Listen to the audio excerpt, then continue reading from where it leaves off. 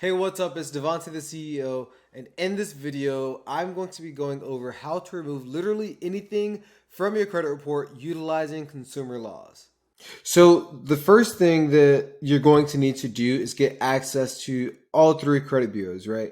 You want to be able to see all of the negative items on your credit report, and the best software and the best site that I use is MyScoreIQ. It's literally the most accurate, and it's exactly what the banks and the lenders are looking at when they're reviewing your credit report. Now, they do offer $1 million in stolen reimbursement funds, $25,000 of identity theft insurance, and dark web and internet monitoring, along with so many other benefits and protections you get with using MyScoreIQ.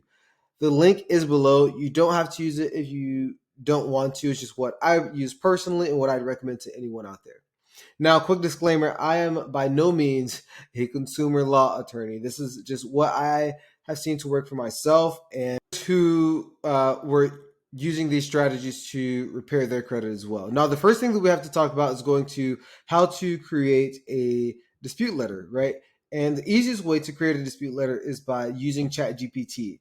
Now, you're going to type something along the lines in the search bar of ChatGPT, like act as a consumer who recently pulled their credit report and write a dispute to whatever reporting agency that you're writing the report to, and requesting that they reinvestigate and delete the stated account because they're in violation of the mentioned consumer law that we're going to be going over here shortly.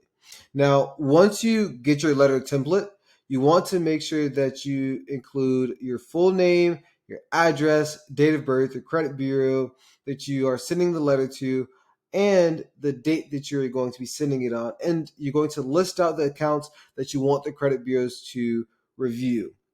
Now, you're also going to send out the letters with two copies or two forms of identification. And then once you have all those documentation, all the documentation that you need, you're simply going to go to your local post office and send the letters certified mail, and you're going to wait, right? We'll go over timelines and time frames here shortly, so just stick all the way to the end. Now, the first thing that we have to go over is late payments, 60 days or more, right? So if you're dealing with a 30-day late payment and you only have one 30-day late payment per account, then you can submit something called a goodwill letter and request a reversal on your credit report. So that way it's reflecting a positive history and is no longer reflecting that 30-day late payment. Now, if you are 60 days late or more, it is a little bit more difficult to get that fixed, right? But it is doable. So what you're going to use is you're going to use 15 USC 1681I section A1, right? You can actually pause the video to review and read it if you'd like, but essentially what you're doing is it's an accuracy dispute, right? So once you send this letter, the letter is more than likely going to come back verified from the reporting agency.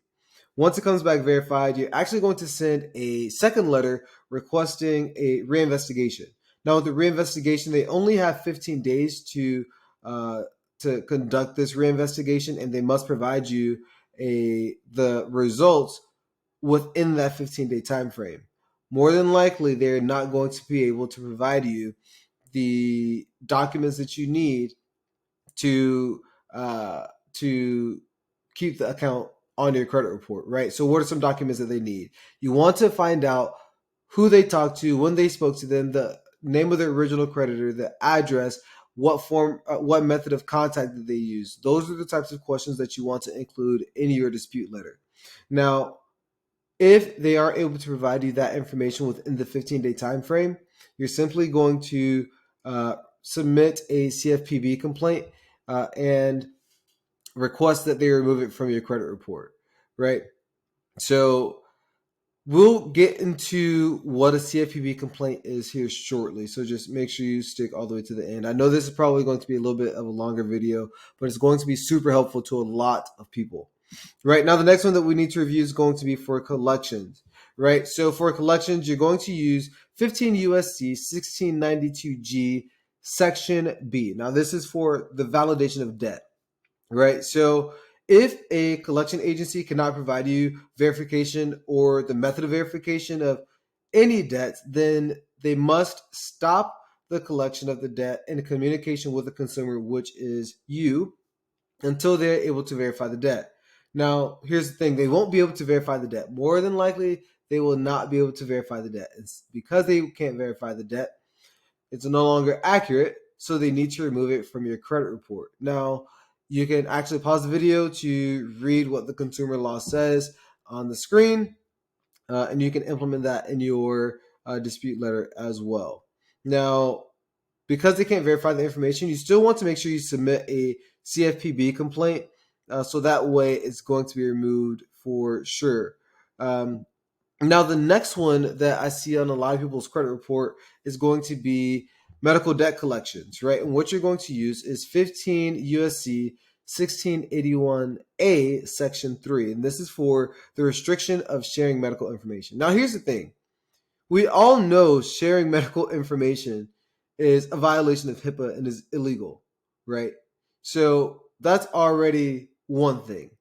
But according to the consumer law, if they're reporting any medical information, medical transactions, or payment transactions for medical products or services, then they must remove it from your credit report ASAP. You can actually pause the screen and read what it says, so that way you can utilize it in full context, right? And you're immediately just going to send a dispute letter that you get from ChatGPT utilizing the consumer law 15 USC 1681A Section 3, and you're going to file a CFPB complaint, right? Because they're in violation of your rights. So you want to make sure that you do that. Now, how do you file a CFPB complaint? Now, before we get to the CFPB complaint, you must understand that once you send your initial letters, you have to wait 35 days. The reason you have to wait 35 days is because according to 15 USC 1681I, the credit bureaus have 30 days to conduct the investigation, and then they have an additional 5 days to notify you of the results. Now, if they don't notify you of the results within that time frame, and they just decide to not reply to you with the necessary documentation, then submit a CFPB complaint. What is a CFPB complaint? It is the Consumer Financial Protection Bureau. They provide a single point of accountability for enforcing federal consumer financial laws and protecting consumers in the financial marketplace. So the CFPB is actually your best friend, and you want to make sure you utilize them to the best of your ability. Maximize how you use them, and submit the complaint. The worst they can do is say no, and you're just going to submit another one until they tell you yes, especially if you are telling them the consumer laws, right? So hopefully all that makes sense. I know that was kind of fast. I'll leave the link down below. Now, here's the thing. If you've already started your business and you have a 650 credit score or higher, and it's time for you to scale and you need funding to scale your business, and you're tired of playing the guessing game and you don't want to do it alone anymore because it sucks, what you can actually do is you can click the link below and hop on a call with me. And all I want to do is I want to see where you are currently, what you're trying to accomplish, and how I can help you get to where you're trying to go, right? And the worst case scenario is you leave her tons of free content and tons of free information.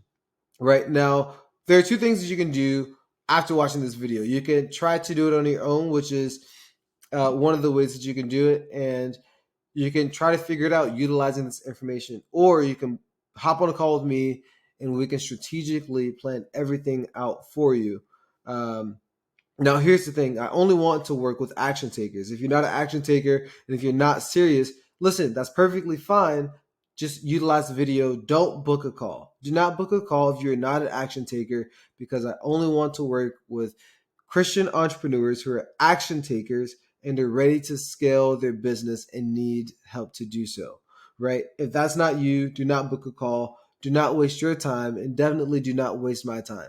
But that's all that I have for this video. Hopefully that helps you out a lot, and I'll see you in the next one.